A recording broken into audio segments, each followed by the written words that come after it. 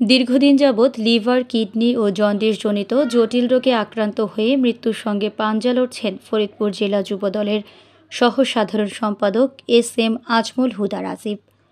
একসময় বিএনপি ও যুবদলের সকল সভা-সমাবেশে সক্রিয় থাকলেও এখন অসুস্থ হয়ে পড়ায় কোনো প্রোগ্রামে যোগ দিতে পারেন না তিনি। বিগত ২.৫ মাস যাবৎ খুবই করুণ অবস্থায় ভুগছেন তিনি। রক্তশূন্যতা বৃদ্ধি পাওয়ায় তার বর্তমান অবস্থা খুবই আশঙ্কাজনক। দিন দিন তার অবস্থার অবনতি হওয়ায় দিশেহারা হয়ে পড়েছে তার পরিবার। বর্তমানে যুবদল নেতা রাজীব ফরিদপুরের একটি বেসরকারি হাসপাতালে ভর্তি হয়ে চিকিৎসা নিচ্ছেন। হাসপাতালে চিকিৎসাধীন রাজীবের শারীরিক খোঁজ খবর নেন ফরিদপুর জেলা যুবদলের নেতাকর্মীরা। এ সময় উপস্থিত ছিলেন জেলা যুবদলের সহসভাপতি মোহাম্মদ আরমান হোসেন, পল্লী উন্নয়ন সমবায় সম্পাদক মোহাম্মদ ওমর ফারুক, জেলা ছাত্রদলের সহসভাপতি আদনান খান, নাট্য বিষয়ক সম্পাদক আব্দুর রহিম। দ্রুত উন্নত চিকিৎসার জন্য মোটা অঙ্কের অর্থের প্রয়োজন। সেই অর্থে যোগান দিতে না পারায় দুশ্চিন্তার ছায়া নেমে এসেছে রাজীবের পরিবারে। রাজীব বলেন, বর্তমানে আমি অসুস্থ অবস্থায় বাড়িতে জীবনযাপন করছি। কারো সাহায্য ছাড়া চলাফেরা করতে পারি না। আগের মতো দলের কোনো মিটিং, মিছিল ও প্রোগ্রামে অংশগ্রহণ করতে পারি না। বিএনপির ভারপ্রাপ্ত চেয়ারম্যান তারেক রহমান ও শীর্ষ নেতাদের সহযোগিতা প্রয়োজন আমার। তিনি আরও জানান, আমি সুস্থ হয়ে দলের জন্য নিজেকে নিয়োজিত করতে চাই। আমার উন্নত চিকিৎসার জন্য আর্থিক সহযোগিতা সকলের কাছে দোয়া চান রাজীব।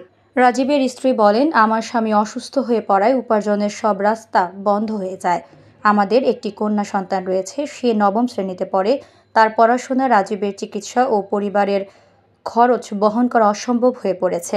যেহেতু রাজীব যুবদলে একজন একনিষ্ঠ কর্মী ও বহু হামলা মামলার শিকার ও বহুবার নির্যাতিত হয়েছেন, তাই আমরা আশাবাদী আমাদের এই দুঃসময়ে বিএনপির অভিভাবক ভারপ্রাপ্ত চেয়ারম্যান তারেক রহমান সহ দলের সকল নেতাকর্মীরা আমাদের পাশে দাঁড়াবেন।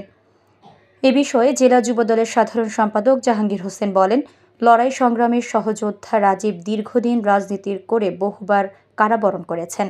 প্রতিটা প্রোগ্রামে সক্রিয়ভাবে অংশগ্রহণ ছিল তার। দীর্ঘদিন অসুস্থ থাকায় দলীয় কার্যক্রমে অংশগ্রহণ করতে পারছেন না তিনি আরও জানান, না, বর্তমানে আমি এখন বাড়িতে থাকি। অনেকে আমাকে কল দেয় যে ভাই আপনি দুঃসময় আমাদের সঙ্গে ছিলেন, এতগুলো প্রোগ্রামে গেছেন, নির্যাতিত হয়েছে, এখন আমাদের সুসময় আসতেছে, আপনি আসতে পারেন না আমাদের এখানে, আমাদের মাঝে আপনি আসতে পারেন না। আর আমি এখন পুরোপুরি গৃহবন্দী, এরকম একটা পরিচয় উঠতে পারি না। আমি কারো সাহায্য ছাড়া আমি চলতে পারি না। গত একটা বছর অনেক অসুস্থ আমি সেইভাবে কোথাও যাইতে পারতেছি না, বা আমার নিজের জন্য যে সুচিকিৎসা করার দরকার আর্থিক অবস্থা কারণে আমি সেটা করতেও পারতেছি না। এখন আমার উন্নত চিকিৎসা দরকার।